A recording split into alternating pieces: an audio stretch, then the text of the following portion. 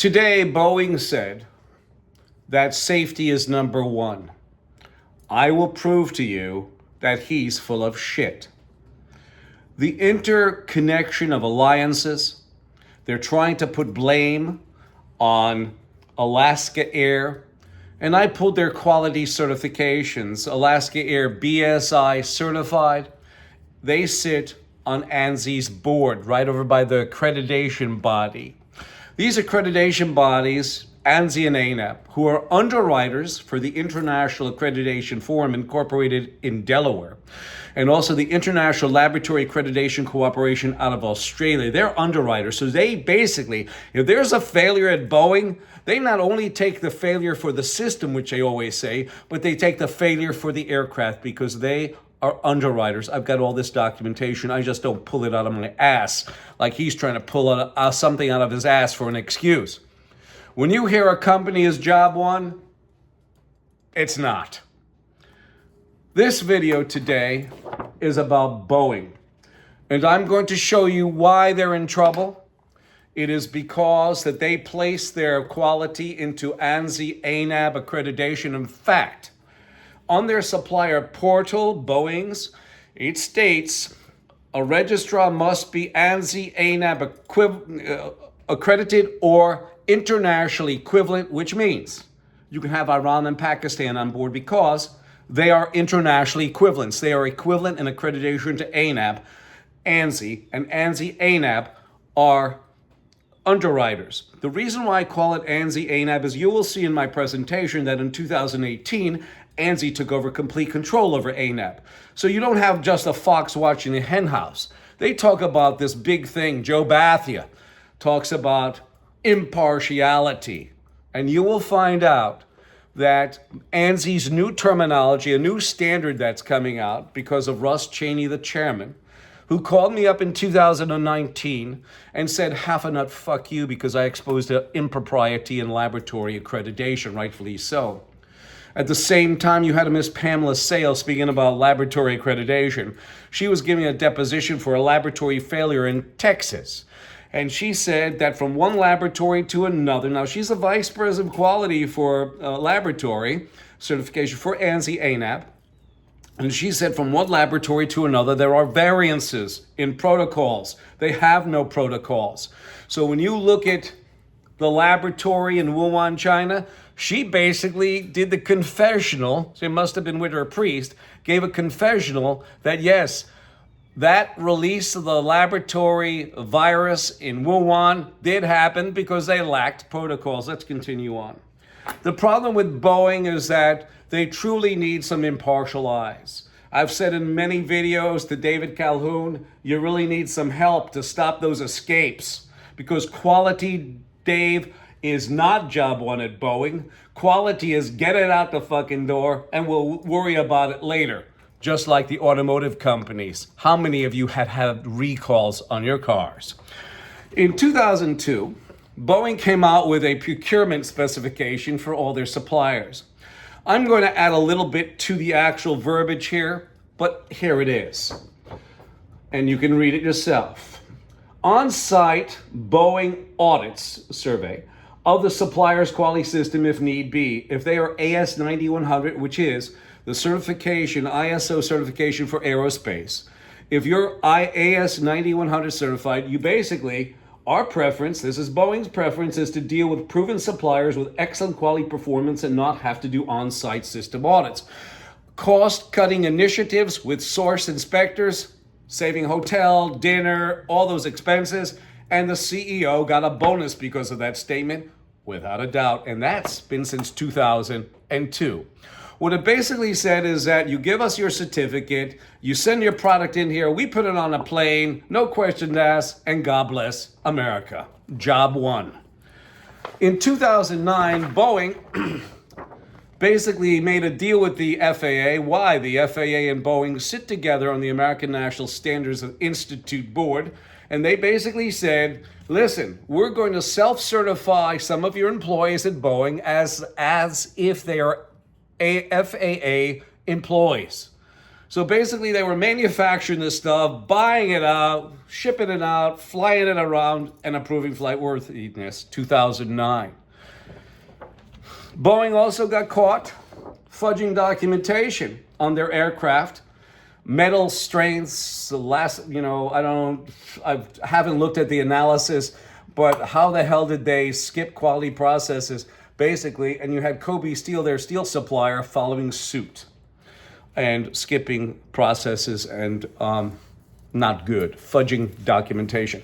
Most recently, in the V-22 Bell Boeing V-22 off-spray composite facility for 11 years, from 2007 to 2018. They were skipping. They weren't even writing down data on their autoclaves for composite material. And if you have interstitial bubbles in between those sheets, meaning this, composites are sheets, one on top of another. You have like 40, 50 plies of material. You have to have certain pressures. It's basically, we used to call it rags and glue. It's basically a fiberglass, Kevlar, boron, etc. that's impregnated with a resin, laid on top of each other, and under certain pressure and temperatures, it is actually uniformed and it becomes one product. They're still separate, but it becomes a solid piece of material. If you have interstitial bubbles there, and you have vibration, it will cause it to, what we say in composites, to delam or debond from each sheet. We're going to continue on. ANSI-ANAB. ANSI, the American National Standards Institute, is a private, not-for-profit, non-governmental organization that has federal agencies and corporations, almost like the mob of the 1930s. They all protect each other. In 2015, you had Randy Doherty, the vice president of ANAB, chairman of the IAF, and also the principal in the IAF tax report, which meant he had full command and control of that. He handed over leadership to this communist Chinese national, Zhao Jinwu, who has been involved with our quality since 1994. He is also the chief executive of the China National Accreditation Services, and he is also mandated by his country of origin to take our data through the China National Intelligence Law, Article number 7. He was caught in 2017 giving a laboratory certification. This is what I meant when I was talking about Pamela Sale, the VP of Laboratory. I'm not going to go back into that, but just listen to this. He gave a laboratory cert to Wuhan, China in 2017. Over here, Randy Doherty was sitting on the Department of Homeland Security as a private representative of a company, ANSI-ANAB, talking about a specialized certification that they were offering for the DHS, but it's a private concern. That's like having Walmart on the FBI being advertised, okay? There was much espionage going on as far as these federal organizations, federal agencies were getting hacked by China, or the data was given to them, because by them sitting on ANSI-ANAB, you'll see this, and by ANSI-ANAB sitting on the IAF at during his term, we're basically giving them data. ANAB sitting on ANSI's board. In 2018, ANSI took over complete control over ANAB. 2018, they're one and the same organization. They try to be separate, but they're not. You have 10 different organizations, 10, mind you, 10 registrars in China that can issue an ANAB accredited certification. And here we go. This is the kicker. During the time of 2015 and 2021, ANSI-ANAB sat on the IAF Incorporated in Delaware. ANSI-ANAB are underwriters for the International Accreditation Forum Incorporated in Delaware, and also the International Laboratory Accreditation Cooperation in Australia. Sitting on the IAF at the same time ANSI-ANAB was both Pakistan and Iran. And I'm not talking about the people, I'm talking about the politicians. Pakistan had Osama bin Laden. Iran says death to the United States. But I'm not talking about the people, I'm talking about the politicians. They've been involved with quality for many years, okay? You have Pakistan since 2013 and Iran since 2003. They are equivalent in accreditation to ANSI-ANAB, which means by their supplier portal, Boeing supplier portal saying must be ANSI-ANAB or internationally equivalent, These guys can come in and do an audit. Don't let anybody fool you. Now we go into the bad side of this mess. You have NIST, which is part of the Department of Commerce. We're not going to go into NIST, MEP, all the rest of this. They're part of the Department of Commerce. That's bad enough.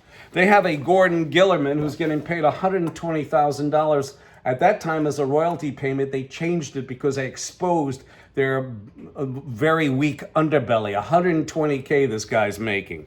You also have the Department of Homeland Security. This is why Randy Doherty was being advertised, because you had Department of Homeland Security sitting on ANSI's board, while ANSI, as I said, was sitting over here. So do you think that Department of Homeland Security is security? No.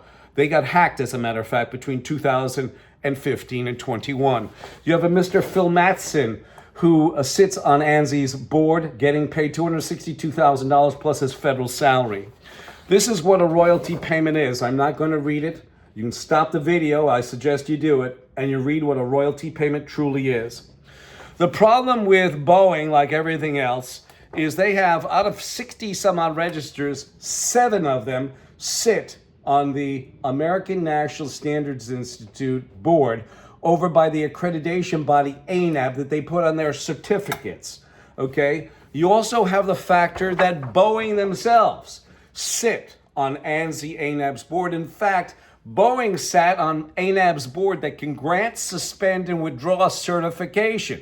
Now you know why quality is failing. He talks out of his ass, David Calhoun, we're going to have an all hands-on meeting, hands-on-deck meeting today, because it's not going to work. He's still involved with this shit.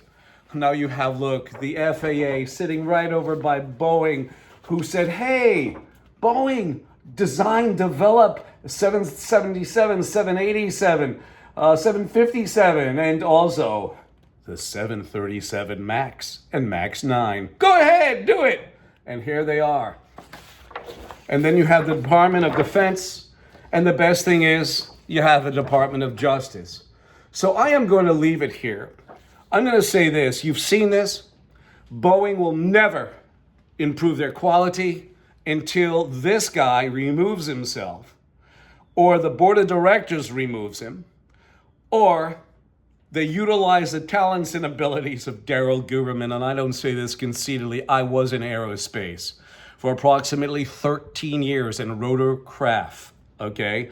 My background is composites, plastics, non-ferrous metals. In composites, dealing with Kevlar, boron, graphite, fiberglass, metal matrix composites, okay? I've got performance awards for writing suggestions to improve product and enhance product reliability, maintainability, and survivability. I was dealing with autoclave operations. I was dealing with all of that. And you have people like this that say job one, and you know damn well you're going to have another plane fall out of the fucking sky. It's disgusting. My telephone number is 203-556-1493 or Daryl, TQRS at yahoo.com. And you know something? I will say this, Dave. If you don't utilize the talents and abilities, it's like this.